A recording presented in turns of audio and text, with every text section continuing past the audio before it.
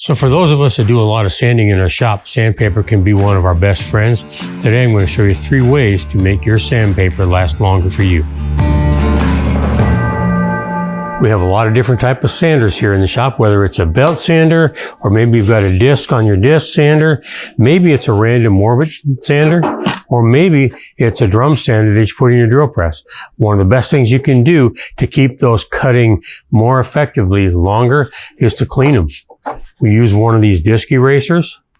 Look at all the debris that's in there. That's just clogging up those abrasives and preventing it from doing as good a job as it could do. We're going to fire this up. I'm going to show you what you can do with that. Take this disc eraser. Look what that does. It takes all of that debris right out of your sandpaper, unclogging all those abrasive particles.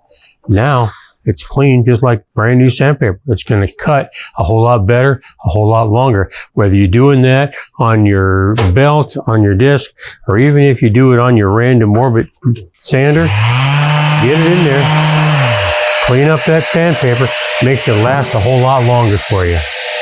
Let's go back over here to our second option for the day is what's the difference between this 120 grit piece of sandpaper and this 120 grit piece of sandpaper?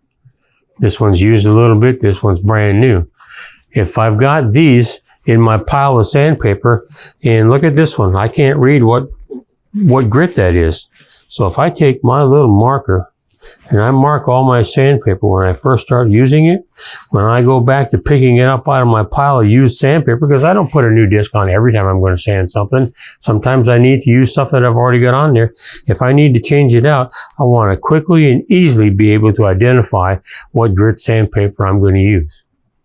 Another good idea that I have found, particularly with some friends of mine that have their wood shop in their garage where it's not necessarily climate controlled, when they take their used sandpaper off, they simply put it in a Ziploc bag and seal it up.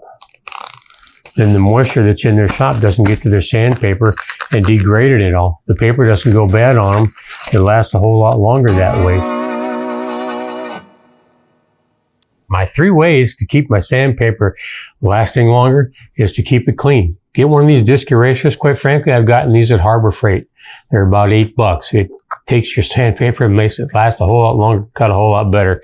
So we keep it clean, and then I mark it. So I know what sandpaper I'm looking for. Every time I go to my used sandpaper pile, my new pile, I know what grit I'm looking for. And then lastly, keep it in a Ziploc bag, keep it airtight, particularly if you're not in a climate controlled environment like I am.